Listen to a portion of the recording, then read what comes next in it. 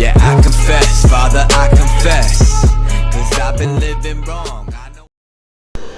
What's good to all the people of the world? Your boy Fat Boy Fish is back with my little research for today, and I was just doing my research on World War I and how our people was affected and what some of our soldiers had to endure and go through.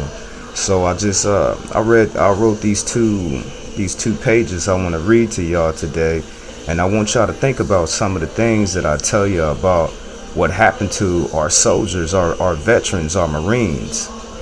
Now, when World War II came to an end in 1945, 12 million veterans returned home back to the States. Of these 12 million veterans, 880,000 were black soldiers. Now, I tell you right there, that's only 120,000 shy from 100,000 soldiers. 100,000 African American soldiers went and fought in World War II. Okay, I don't know how many of our lost, you know what I'm saying, how many that we lost over there actually engaged in battle, but we had 880,000 come back from the war. These brave men went overseas to fight for America, freedom, democracy, but never received what they put their lives at risk for. They came back to find what they were fighting for was only for certain Americans, not African descended people. Brave, fearless black men came back from the war, so when these men tried to assert their equality, the Klan was re-energized by the sight of these strong black men, so it was the renewal of all the hate of old days. So what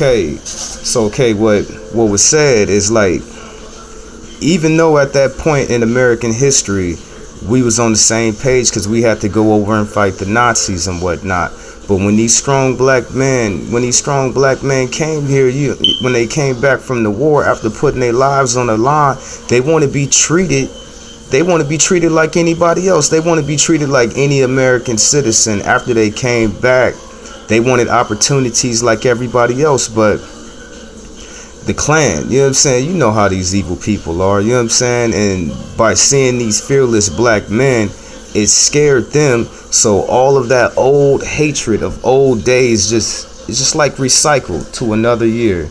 So let me give you examples of what happened to our soldiers after they put their lives on the line for the red, white, and blue.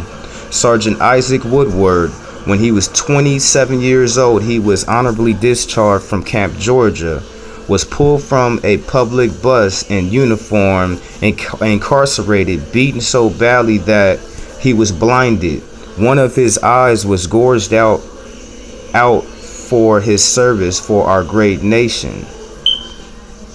Now this man, he get honorably discharged, you know what I'm saying? That's not dishonorably discharged. He was honorably discharged.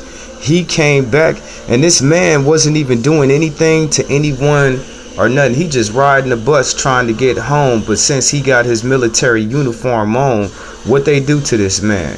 They take out both of his eyes, and he fought, you know what I'm saying? He fought for the red, white, and blue. He fought for all the American principles that we hold so close to our heart. So when people tell me about wars and different things that we've been in, believe me, I read and I know, and from what I'm seeing, it's just not fair for my people. You know what I'm saying? We should be treated like anybody else, and these things that I'm reading should not have happened.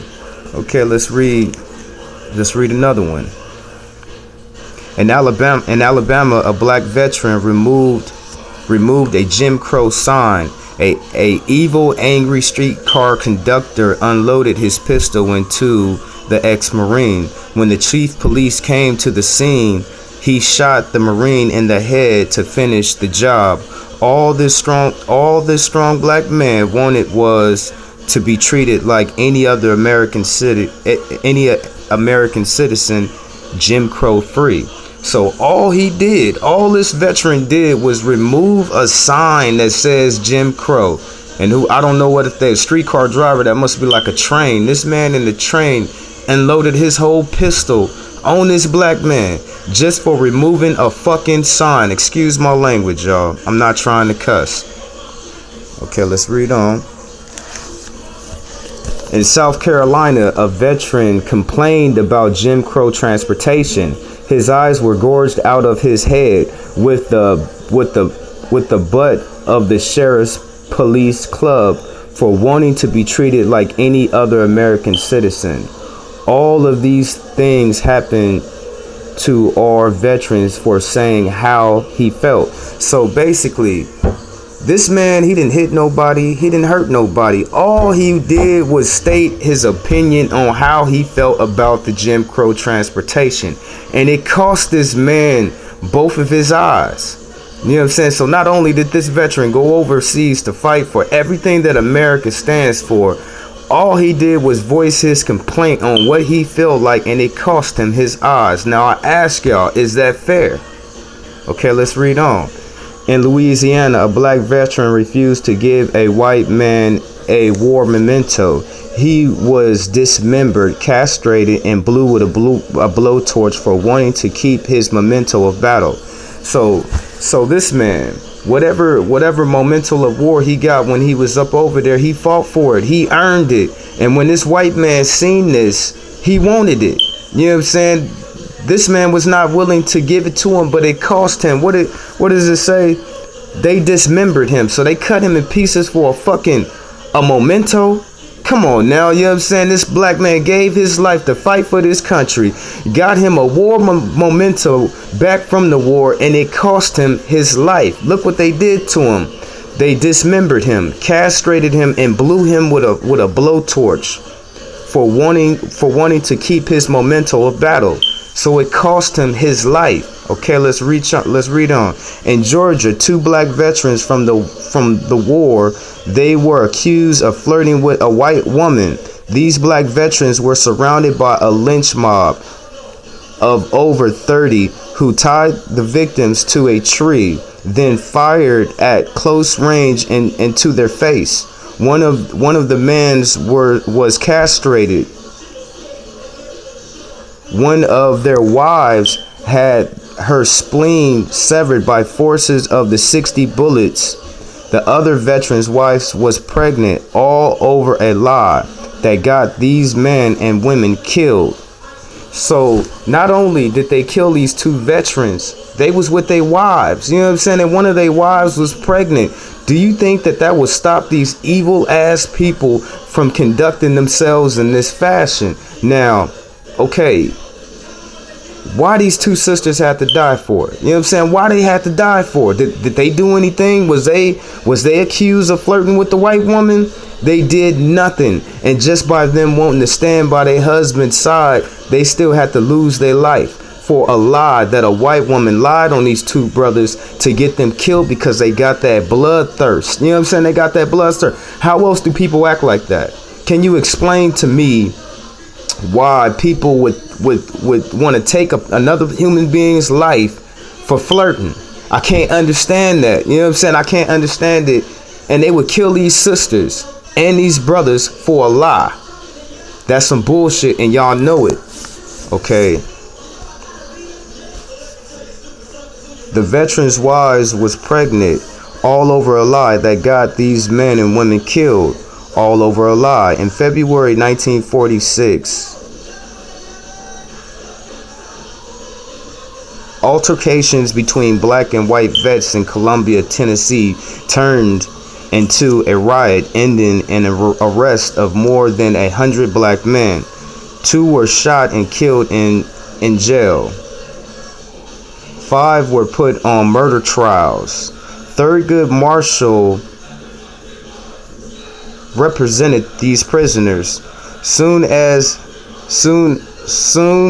him and his lawyer team had to do what they had to do in short time because their lives was in jeopardy just by wanting to fight for the right and unjust treatment of our people.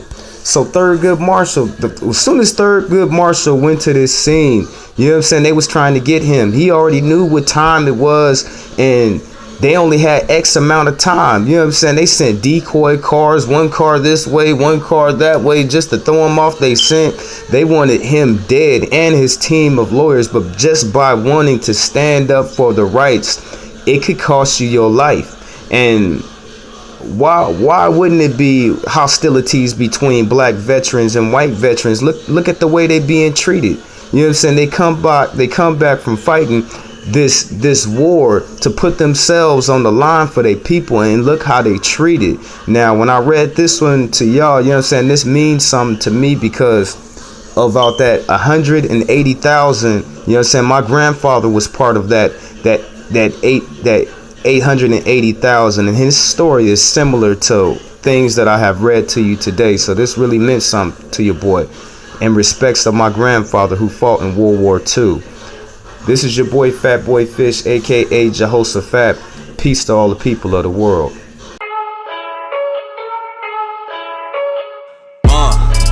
Yeah, I confess, Father, I confess, 'cause I've been living wrong.